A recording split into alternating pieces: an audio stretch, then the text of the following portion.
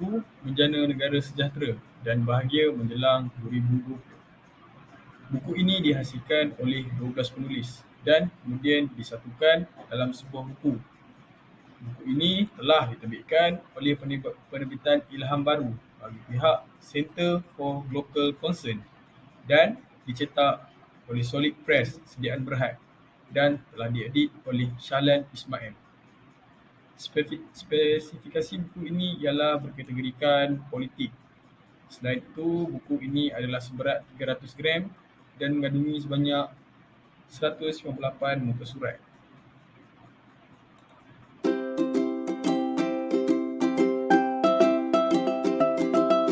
Isi kandungan. Buku ini mengandungi sebanyak 12 bab dan mengandungi 12 penulis yang berbeza bagi setiap bab. Bab yang pertama iaitu budaya ilmu dan gagasan satu Malaysia dalam konteks pembinaan negara maju oleh Prof. Dr. Wan Muhammad Noor Wan Daud. Bab yang kedua pula, gagasan satu Malaysia dari perspektif Islam oleh Prof. Datuk Dr. Ismail Ibrahim. Bab yang ketiga, perpaduan teras pembinaan negara maju oleh Dr. Ridwan T. Abdullah. Manakala bab yang keempat iaitu Satu Malaysia, konsep wasatiyah dan keadilan sosial di Malaysia oleh Datuk Seri Dr. Abdullah Mat Zain. Manakala bab yang kelima, Satu Malaysia, nilai kesetiaan ke arah pembentukan negara maju oleh Datuk Saifuddin Abdullah.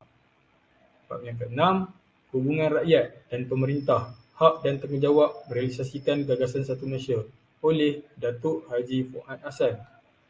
Manakala budaya ketepatan dan pembinaan jati diri Satu Malaysia oleh Prof. Datuk Nik Aziz Nikpar. Bab yang ke-8, Satu Malaysia, budaya, inovasi dan kreativiti dari perspektif Islam oleh Prof. Datuk Dr. Muhammad Yusof Osman. Manakala bab yang ke-9 ialah nilai-nilai murni dalam gagasan Satu Malaysia oleh Datuk Seri Utama Dr. Rais Yatim. Bab yang ke-10, Satu Malaysia, pendidikan sebagai asas transformasi negara maju oleh Prof. Datuk Dr. Siddiq Baba. Bab yang ke-11, pengurusan berintegriti, KPI dan NKRA Satu Malaysia dari perspektif Islam oleh Datuk Dr. Mazlan Ismail. Dan bab yang terakhir iaitu keselamatan dan keselamatan ke arah pembentukan negara maju oleh Tan Sri Haji Ismail Haji Omar.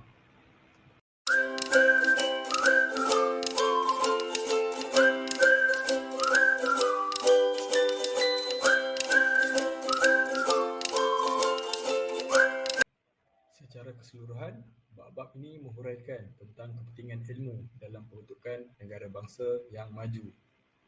Ianya juga menerangkan tanggungjawab dan peranan yang perlu dimainkan oleh pemimpin yang telus dan amanah kepada rakyat bagi menjayakan idea Satu Malaysia, menjana negara sejahtera dan bahagia menjelang 2020.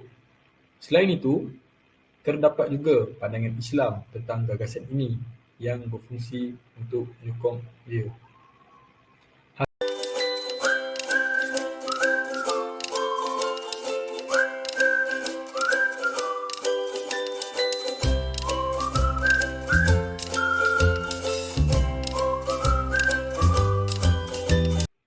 Hasil yang saya perolehi dari buku ini adalah gabungan para penulis dalam buku Satu Malaysia, Menjana Negara Sejahtera dan Bahagia menjelang 2020 telah berjaya menghuraikan dengan lebih dalam dan terperinci akan maksud gagasan tersebut.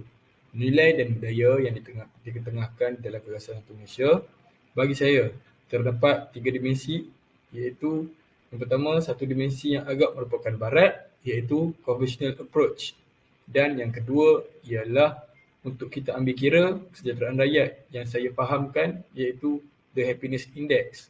Dan dimensi yang ketiga iaitu kita membina sebuah negara bangsa yang bertamadun. Jadi, bila kita membina sebuah tamadun dan negara bangsa, ia mestilah mendasari soal-soal kesopanan, budaya kita, kemampuan kita untuk berfikir secara kreatif, kritis dan inovatif. Kerana inilah merupakan ramuan kepada sebuah negara bangsa dan tamadun yang berjaya. kerana pemikiran-pemikiran yang dapat kita kembangkan dan kita terapkan, yang dapat kita perkasakan ini untuk membentuk kejayaan Malaysia melalui sebuah negara, bangsa dan tamadun yang berdiri di atas landasan yang kukuh, yakni mental kefahaman, keintelektual dan kesopanan dan akal budi yang teguh. Buku Satu Malaysia Menjana Negara Sejahtera dan Bahagia Menjelang 2020 ini merupakan himpunan pandangan beberapa pakar yang terdiri dari pemimpin dan ahli akademik tentang gagasan Satu Malaysia yang dipelopori oleh Yang Amat Berhormat Datuk Seri Muhammad Najib Tun Abdul Razak selaku Perdana Menteri yang ke-6 pada ketika itu. Disebabkan berlaku beberapa salah faham terhadap konsep ini apabila ianya diperkenalkan sekitar tahun 2009, maka suatu penjelasan yang jitu diperlukan supaya kekeliruan setengah pihak dapat dijawab melalui penghasilan buku ini. Satu Malaysia dengan tagline "Rakyat didahulukan, pencapaian diutamakan" merupakan idea Yang Amat Berhormat Perdana Menteri yang menjadi pemangkin untuk mencapai matlamat Wawasan 2020.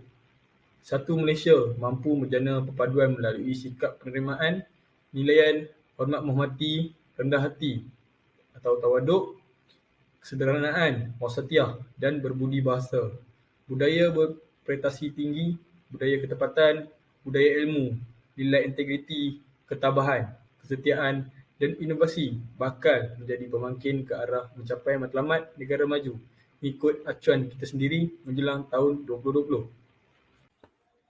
Menurut buku ini, Datuk Seri Muhammad Najib bin Tun Abdul Razak berpesan bahawa gagasan Satu Malaysia, rakyat didahulukan, pencapaian diutamakan telah berkumandang di sana-sini. Walaupun ada pihak yang cuba memesong dan mengelirukan inisiatif murni ini, beliau yakin dan percaya majoriti rakyat Malaysia mula memahami falsafah yang melatari konsep Satu Malaysia. Kekuatan kita terbina di atas nama meraikan perbezaan dan kemajmukan, tidak kira tua, muda, Melayu, Cina, India dan Kadazan ataupun etnik lain. Semuanya sejak dahulu, kini dan selamanya akan hidup rukun sebagai Satu Malaysia. Untuk memastikan matlamat ini terlaksana, maka peranan kerajaan haruslah bertransformasi daripada penyedia mutlak kepada pemudah cara terbaik. Selain itu, buku ini juga mempunyai ciri-ciri istimewa. Yang pertama ialah buku ini bertujuan membantu generasi kini berfikir secara kreatif dan rasional. Ianya melahirkan generasi yang dapat berfikir secara kreatif, inovatif. Yang kedua ialah isi kandungan lengkap. Isi kandungan lengkap ini telah dipamerkan dengan yang mengandungi pemikiran Barat, Islam, India dan Cina yang boleh difahami oleh setiap kaum dan bangsa. Yang ketiga ialah saiznya yang kecil dan mudah dibawa ke mana-mana sahaja. Buku ini boleh dimiliki dan didapati di kedai-kedai buku. Selain itu, saya juga mempunyai cadangan penambahbaikan terhadap buku ini. Yang pertama ialah buku ini seharusnya ditambahkan dengan elemen gambar rajah supaya ianya kelihatan menarik dan boleh difahami. Tidak mengira bangsa ataupun umur. Yang kedua ialah menggunakan tulisan yang berwarna-warni bagi menarik minat pembaca. Selain itu, tulisan warna-warni juga perlu digunakan untuk meng-highlight perkara-perkara yang penting